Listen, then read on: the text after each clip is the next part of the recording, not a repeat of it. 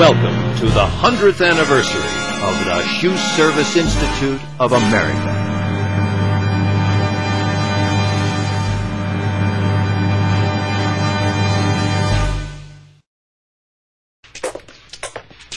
Presented by Vibram.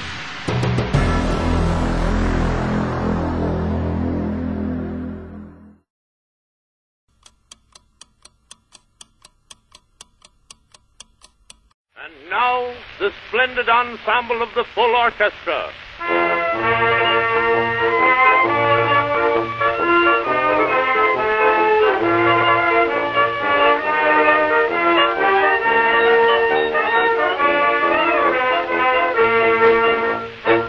Columbia Double Disc Records. The Industrial Revolution had forever altered the course of American history. By the beginning of the 20th century, new inventions and technological advancements were dramatically transforming labor and industrial operations. The shoe repair industry was no exception.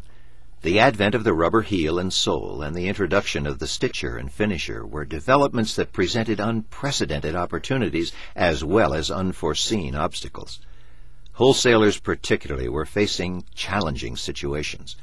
Increased competition, burdensome credit conditions, expanded inventory requirements, and a lack of communication and cooperation put the wholesalers in an unfavorable position.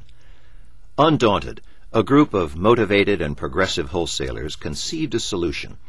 In 1904, led by Thomas W. Fuqua of the James Clark Leather Company, they organized into a trade association called the National Leather and Shoe Finders Association. Their first organizational meeting was held in Chicago, Illinois, on November 7, 1905.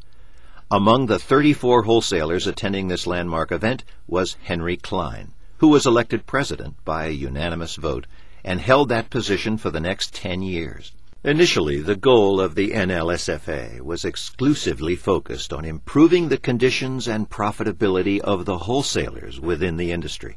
However, as we will see, the vision of the NLSFA, as well as the industry at large, would continue to evolve with the changing times throughout the next 100 years.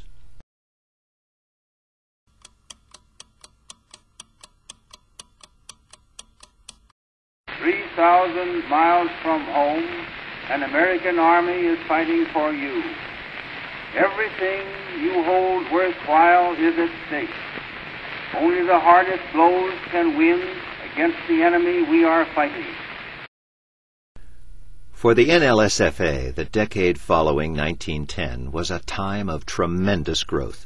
Committed to building their membership on a national scale, association officers traveled extensively, promoting the values and benefits of a strong, viable shoe repair industry and association. Consequently, membership privileges were no longer restricted only to wholesalers.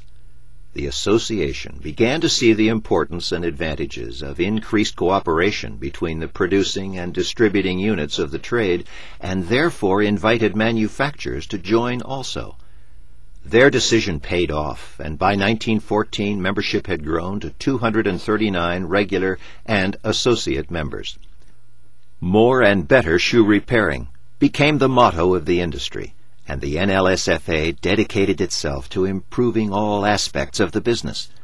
A credit reporting service and collections bureau was established. Donations totaling more than $17,000 were the foundation for their first educational fund that later produced and distributed a booklet entitled "More Money to the Shoe Repairers."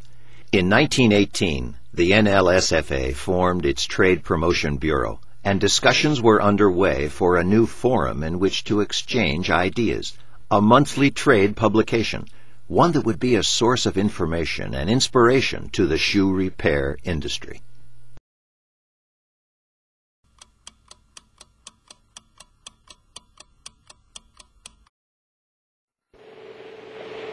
You are now listening to a talking moving picture whose synchronism is not only perfect, but foolproof.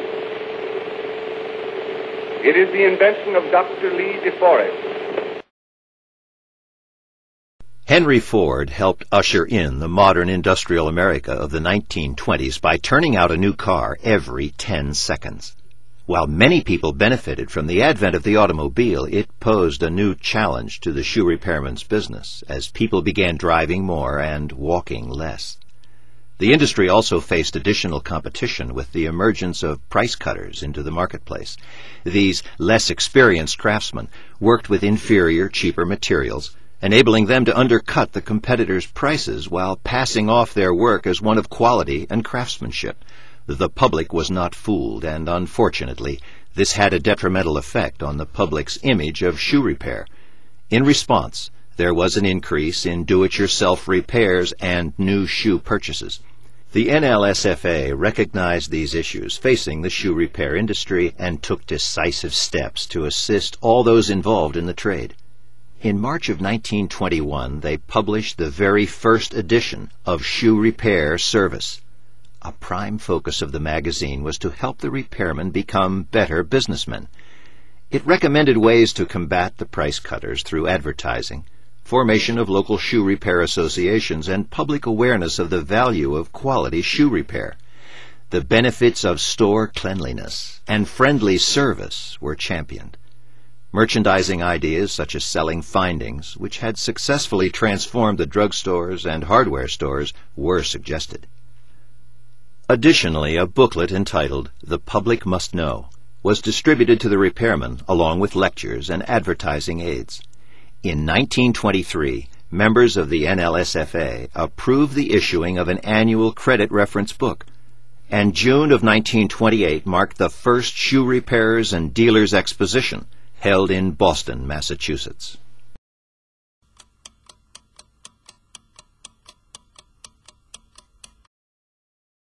More men are now out of work than ever. The debt of the United States has gone up $10 billion more. There is starvation, there is homelessness, there is misery on every hand and corner, but mind you, in the meantime, Mr. Roosevelt has had his way.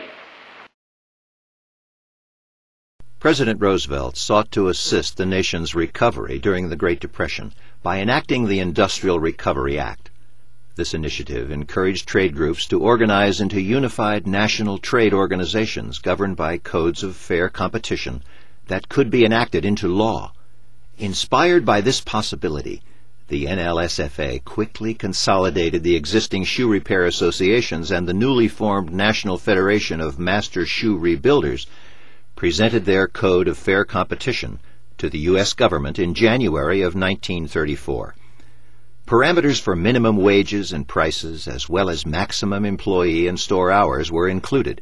The code was approved, with all provisions becoming law, with the exception of minimum pricing. However, these advancements were short-lived, as Roosevelt suspended the code just 2 months later, and the Federation dissolved shortly thereafter. Disappointed, but ever determined, the NLSFA decided to take matters into their own hands.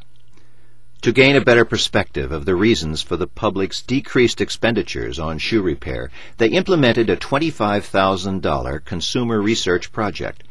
The Peoria Test surveyed 5,000 representative American households in Peoria, Illinois, and the results proved to be a wake-up call to the industry. Consumer responses clearly disputed the industry's conceptions, and in fact showed that industry decline was due to poor workmanship, inadequate merchandising and sales efforts, unorganized financial and business practices, and unattractive store and product presentation. In response, the NLSFA developed the Peoria Plan, which later was rolled out nationally as the Guild Plan in July of 1938. Among the many benefits and services offered to participants of the Guild program were discounts on materials, advertising and marketing displays with the Guild logo, a bookkeeping system, and instruction booklets such as invisible half-soling techniques to upgrade their services. Another highlight of 1938 was the introduction of the first Silver Cup contest sponsored by Shoe Repair Service.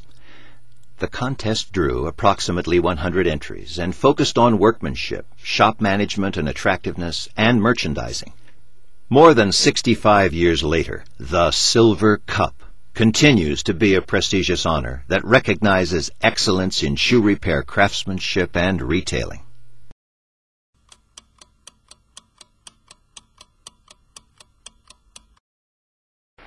I ask that the Congress declare that since the unprovoked and dastardly attack by Japan on Sunday, December 7th, 1941, a state of war.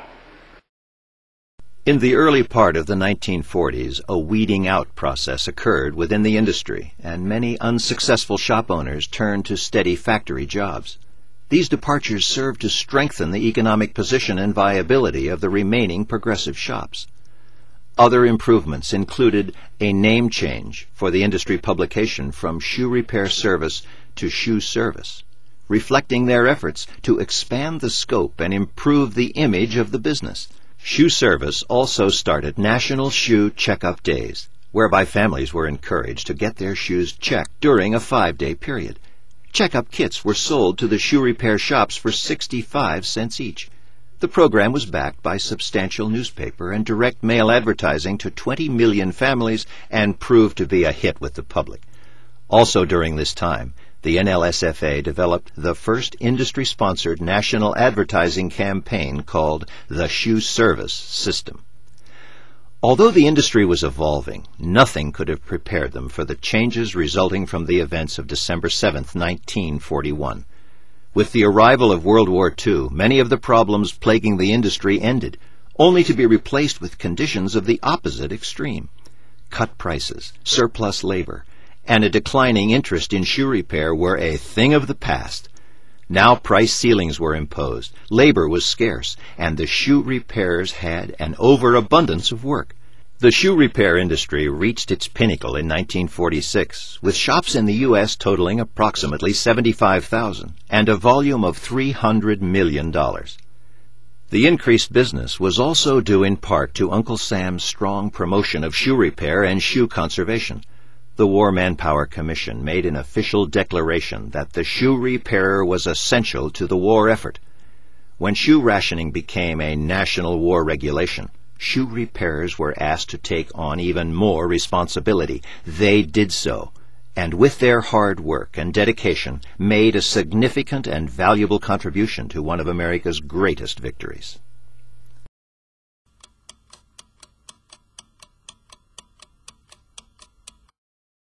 SSIA recognized that shoe repair purchases had declined as the public returned to their pre-war buying habits and took action accordingly. In 1957, SSIA launched a $74,000 program focusing on identification and promotion kits that participating retail shops could purchase for $2. These kits tied in with manufacturers' national advertising and included a wide variety of point-of-purchase materials, all sharing a common logo and theme that shoe repairing keeps shoes looking new. Diversification was promoted as a key strategy in the post-war era. Shoe repair shops were encouraged to provide additional products and services to increase sales, profits, and traffic. Improvements in equipment, such as Otto Solar's introduction of the heel bar, helped the repairers deliver the superior service and craftsmanship that the public had now come to expect from the shoe service industry.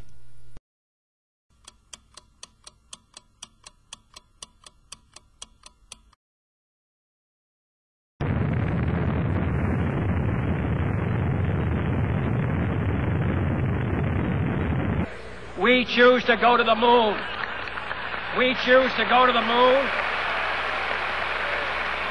It's one small step for man, one giant leap for mankind. President Kennedy and Texas Governor John Connally were shot from ambush today in a motorcade. Many of the industry issues that were prevalent throughout the 50s continued on for the duration of the 1960s. Qualified labor became increasingly scarce. It was becoming more difficult to attract young people to the trade because of low wages. Efforts to establish better training programs, both within the industry and in conjunction with the government, proved to be ineffective. Cheap shoes once again became a hot topic as manufacturing with paper and plastic became more prevalent. To counteract this growing trend, leaders within the industry took a proactive approach and initiated legislation requiring adequate labeling laws. A large number of these cheap shoes were imports, a fact that concerned tanners, wholesalers, and repairmen alike. By 1969, imports had risen to 225 million pairs of shoes, representing approximately 40% of the domestic production. That same year, representatives from the shoe and leather industries, along with leading senators and congressmen, met with President Nixon to discuss the shoe import situation. While President Nixon proposed voluntary quotas from importing countries as a solution, the industry also took a more aggressive stance and lobbied behind the Hollings Cotton Bill, which proposed legislation setting import quotas for the textile and footwear industry. All the while supporting these domestic efforts in the 1960s, the SSIA also gained valuable insight from their involvement with the International Shoe Repairers Congress. This international exchange of ideas helped the SSIA establish a bold new plan for the 1970s.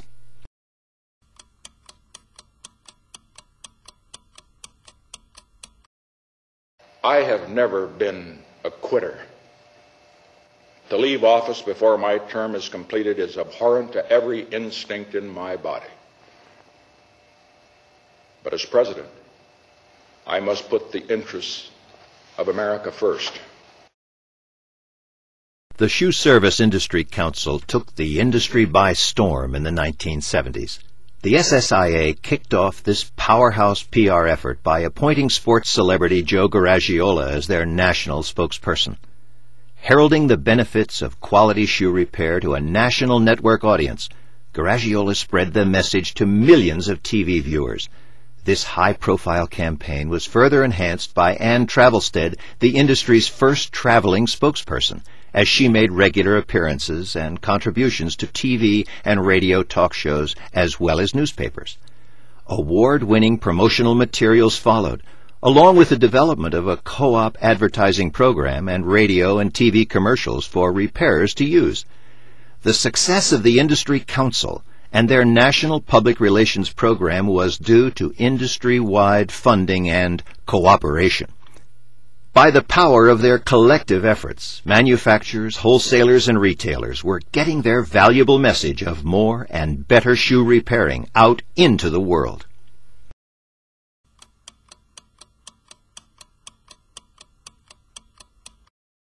The aircraft carrying the 52 American hostages had cleared Iranian airspace on the first leg of a journey home, and that every one of the 52 hostages was alive, was well, and free. A wave of entrepreneurship swept the country in the 1980s and took the shoe service industry along for the ride. Not since World War II had the industry seen such beneficial economic conditions in which to prosper. Franchises and retail malls were booming, and developers were beginning to see the value of offering shoe repair in their distribution outlets. This had not always been the case. However, the introduction of new European equipment into the U.S. market allowed for better utilization of retail space and equipment usage. The European concept was a modern approach to the traditional formula for success, combining while-you-wait service with diversified merchandising and a high-traffic location.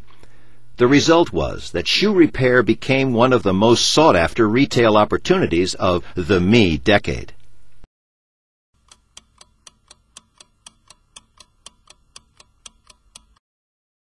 Let's just sum up. President Bush at 9 o'clock this evening, which is less than 90 minutes from now, is going to address the nation. It has been officially announced at the White House. The announcement came about 30 minutes ago that the air war in the Persian Gulf has commenced with U.S. attacks against Iraq and against Iraqi targets in Kuwait.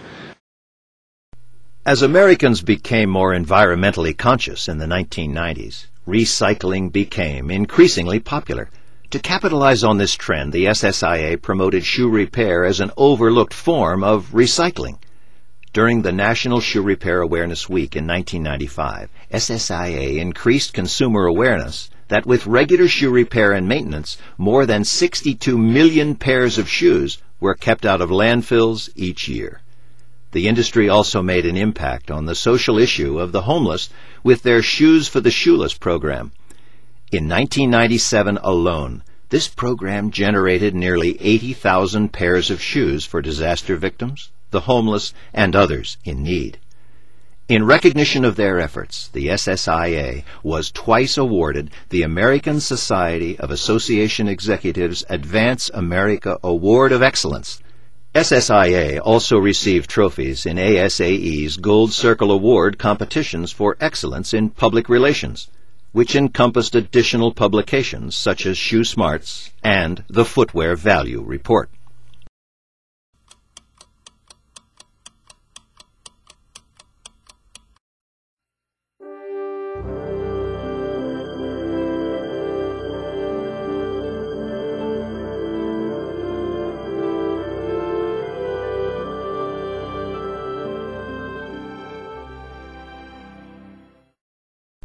The new millennium signaled a time of transition and restructuring for the SSIA.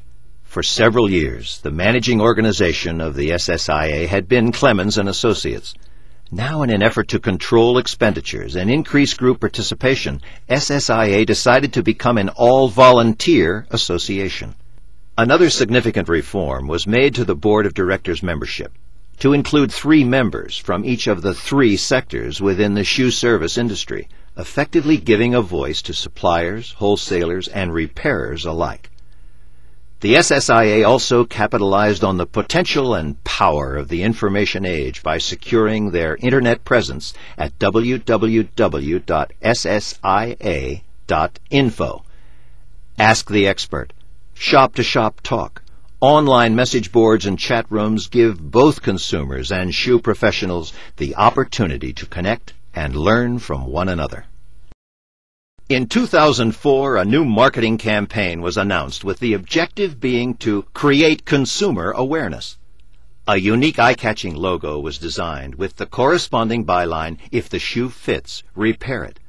This new look is featured on the SSIA-sponsored bags that are available to repairers with the goal of reaching 1 million consumers in 2004. And beyond 2004, well, that story has yet to be written. But here's someone that can give us an introduction to what will be the next exciting chapter of the Shoe Service Institute of America. Wow! We just had 100 years flash before our eyes. My name is Robert D. Ronaldo. I've been around 3/4 of a century. I think I learned a little bit about shoe repairing in that time. In those past 100 years, we had our good years, our bad years, and our waiting out period. But Shoe Service Institute is still here and doing well. What's in store for the next 100 years? Well, I look around, I see a lot of enthusiasm at the conventions. Plus, I see the new machinery that we're getting, the new materials, the new ways of fixing shoes, the internet, which helps communicate to tell all about these products and all these new different things that we have in our industry. So I can see a great future coming. With all the enthusiasm, there is going to always be a need for shoe repairing, shoe crafting in the next 100 years. I'd like to thank all of us for this great celebration, this 100-year anniversary. Let's keep it going. Thank you. This has been a CK1 production.